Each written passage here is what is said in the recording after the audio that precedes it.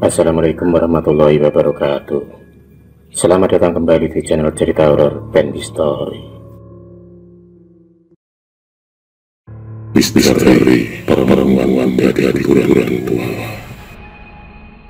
Tak begitu jauh dari komplek tempat tinggalku, ada sebuah kuburan tua yang oleh masyarakat sekitar dikenal sebagai kuburan Datu Uyem. Entah siapa yang memberikan nama itu, tapi yang jelas dari dulu sampai sekarang banyak orang yang menganggap kuburan tua itu angker dan menyeramkan. Entah itu mitos, legenda, atau sekedar cerita dari mulut ke mulut.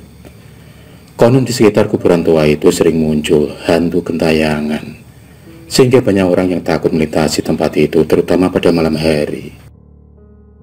Aku sendiri cukup penasaran mendengar cerita dari teman-temanku yang mengatakan beberapa kali melihat penampakan ketika melintasi kuburan tua itu pada malam hari.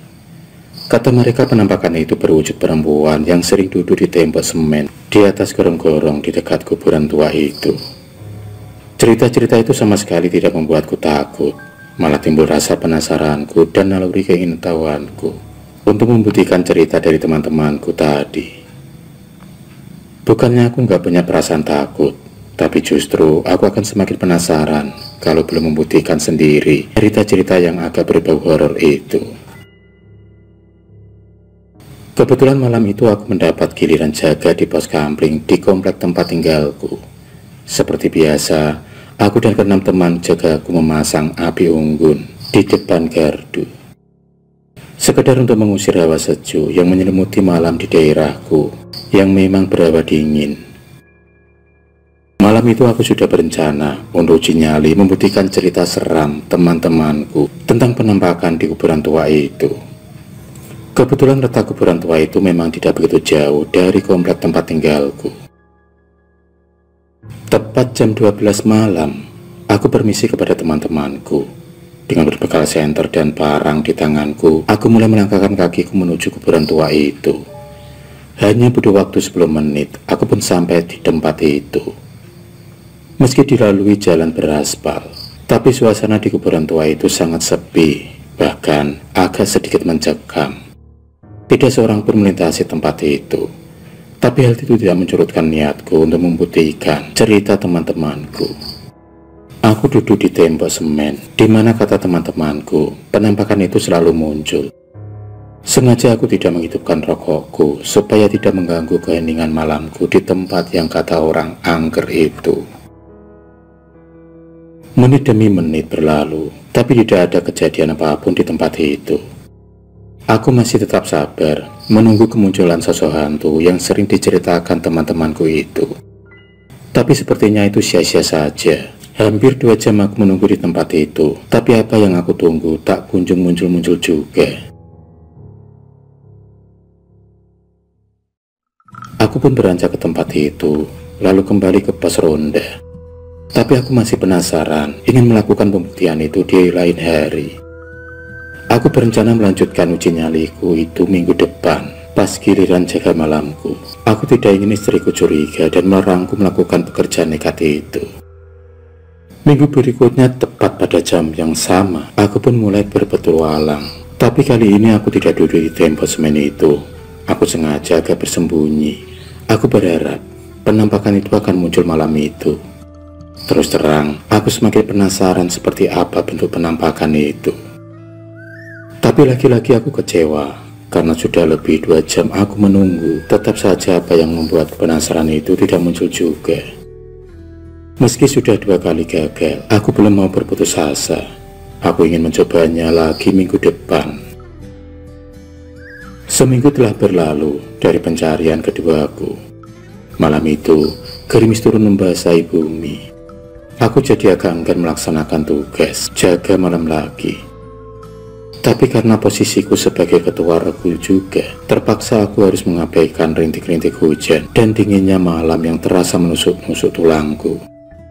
Karena aku datang agak terlambat, semua anggota regu jagaku sudah berkumpul di gardu jaga. Mereka sudah menghidupkan api unggun di depan gardu. Aku kemudian merapatkan diri ke dekat api untuk menghangatkan tubuhku. Menjelang tengah malam, gerimis mulai berhenti. Timbul niatku untuk kembali mendatangi kuburan tua itu. Kebetulan beberapa teman jagaku sudah mulai tidak bisa menahan rasa kantuk mereka. Satu persatu dari mereka mulai merebahkan badannya di gardu. Dan tidak lama kemudian sudah terdengar suara dengkuran bersahutan. Udara dingin kembali menyeruak ketika aku sampai di kuburan tua itu. Tapi itu tidak menyurutkan langkahku untuk melakukan sebuah pembuktian yang mungkin bagi orang lain terkesan seperti kurang kerjaan. Kali ini aku memilih tempat yang lebih tersembunyi, tapi tetap tidak jauh dari tembok semen yang konon jadi tempat munculnya penampakan itu. Hampir setengah jam aku bersembunyi di semak-semak itu. Gigikan nyamuk tidak kuhiraukan lagi, sementara mataku tetap tertuju ke tembok semen itu. Jantungku terasa berdegup kencang, bulu kuduku tiba-tiba meremang. Padahal saat itu aku sedang tidak ketakutan. Entah dari mana datangnya, tiba-tiba saja sesosok tubuh perempuan sudah duduk di tembok semen itu. Aku coba menenangkan diriku. Perlahan, aku keluar dari persembunyianku. Dan secepat kilat, aku menghampiri sosok perempuan misterius itu. Sosok gak jelas itu seperti terkejut melihat kehadiranku yang tiba-tiba. Dia seperti mau berlari, tapi aku berhasil memegang tangannya. Tangannya terasa dingin seperti es. Perempuan itu pun berhenti meronta, lalu duduk kembali di tembok semen itu. Aku pun melepaskan cekalan tanganku. Langit yang tadinya mendung kembali cerah. Bulan sabit muncul kembali menghadirkan cahaya temaram. Di balik temaram sinar rembulan itu, aku melihat perempuan berambut panjang itu agak jelas. Sebagian rambutnya menutupi wajahnya yang terlihat pucat pasi, sementara pakaian yang dikenakannya biasa saja seperti gadis-gadis desa pada umumnya. Tidak seperti yang digambarkan di film-film horor. Aku sendiri tetap sadar bahwa aku sedang berhadapan bukan dengan orang biasa. Karena kemunculannya yang tiba-tiba di tempat sepi itu cukup membuktikan dia bukan perempuan biasa. Tapi aku tidak menaruh kecurigaan apapun pada perempuan itu. Bagi orang-orang yang melintasi tempat itu memang menganggap dia sebagai hantu penampakan. Apalagi lokasi itu berupa kuburan tua yang dianggap angker oleh sebagian orang. Aku juga sadar bahwa aku sedang berhadapan dengan makhluk gaib yang mungkin selama ini dianggap sebagai hantu kuburan tua. Tapi rasa ingin tahuku yang begitu besar membuatku masih bisa bersikap wajar dalam kondisi seperti itu. Dan yang membuatku heran, sedikit pun tidak ada rasa takut dalam diriku. Padahal tempat itu sangat sepi dan mencekam. Sosok perempuan itu masih sangat muda, kurat-kurat kecantikan juga tampak di wajahnya yang pucat pasi itu. Kuperhatikan perempuan itu menundukkan kepalanya seperti dia tidak berani menatapku. Tapi kulihat dia sudah mulai tenang. Aku semakin penasaran untuk mengorek informasi darinya. Aku pun bertanya kepadanya kenapa dia berada di sini. Dan dia pun kemudian menjawab kalau dia sudah mati 30 tahun yang lalu. Aku tidak terkejut mendengar jawaban itu. Aku malah makin ingin tahu lebih banyak lagi. Kemudian perempuan itu pun menjawab, dulu dia diperkosa lalu dibunuh oleh 3 laki-laki di tempat ini.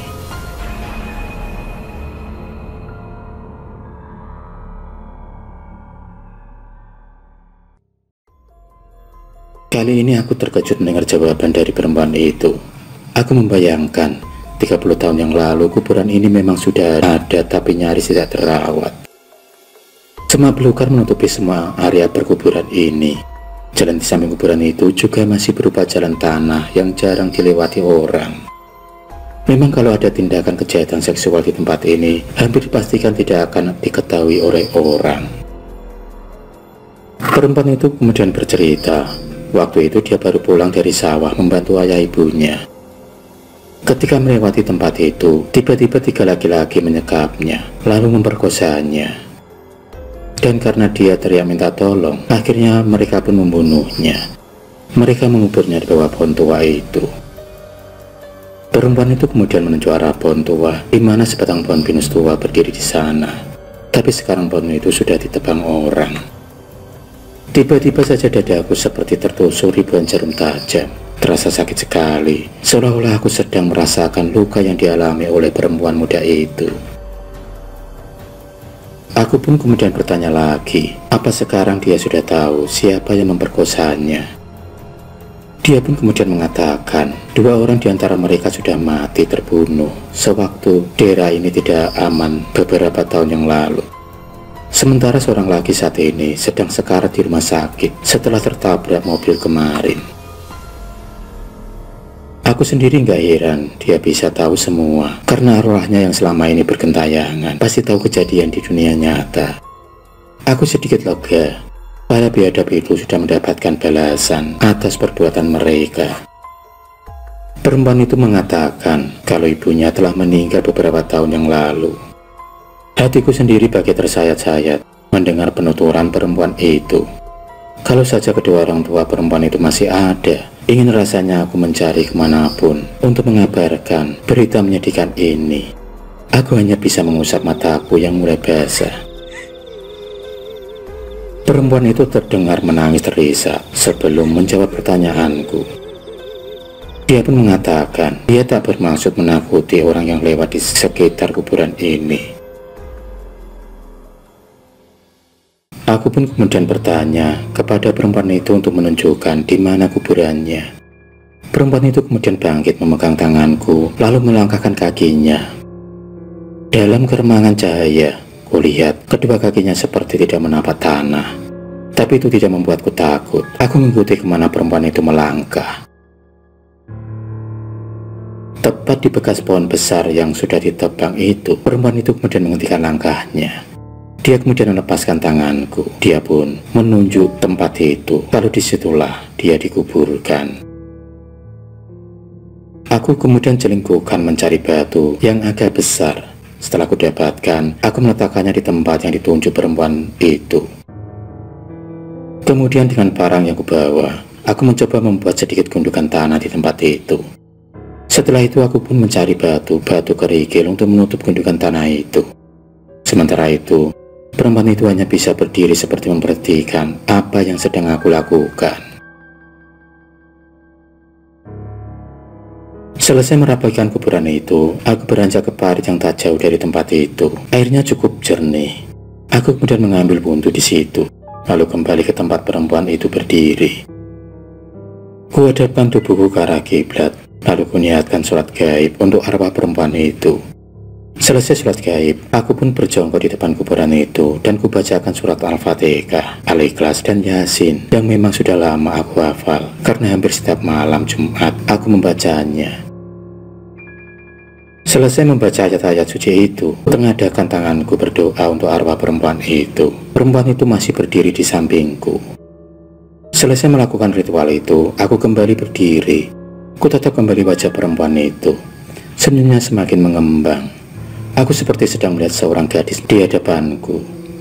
Aku semakin yakin bahwa dia bukan hantu atau setan. Karena kalau dia itu hantu atau setan, pasti sudah akan lari terbirit-birit mendengar bacaan ayat suci tadi. Perlahan perempuan itu menghilang dari hadapanku, seperti kabut yang ditiup angin. Kupandangi gundukan tanah di depanku, dan aku pun berkata, semoga kau tenang di sana. Allah akan menempatkanmu di tempat yang mulia. Kulihat ada botol kosong bekas air mineral. Kuambil botol itu lalu kuisi dengan air yang kuambil dari parit kecil itu. Kutuangkan air itu di atas pusara gadis malang itu. Tak terasa air mataku menetes mengiringi tetesan air dari botol itu. Dari kejauhan ku dengar suara ajan pertama telah mengalun. Ternyata sudah hampir 4 jam aku berada di tempat angker itu. Aku kemudian bergegas meninggalkan kuburan tua itu dengan perasaan bercampur aduk yang tidak bisa kugambarkan. 3 bulan sudah berlalu dari kejadian itu. Aku pun sudah mulai melupakan kejadian itu. Hanya sekali-sekali saja ketika aku lewat kuburan itu, kusempatkan menziarahi kuburan gadis malang itu, sekedar untuk mendoakannya. Tidak pernah lagi ku dengar cerita teman-temanku tentang penampakan itu. Aku hanya tersenyum dalam hati, tapi aku tetap menyimpan rapat-rapat peristiwa yang pernah kualami itu. Karena kalaupun aku menceritakan semuanya, mungkin tidak seorang pun yang akan mempercayainya. Untuk gadis yang malang itu, Al-Fatihah. Akhirul kalam. Wassalamualaikum warahmatullahi wabarakatuh.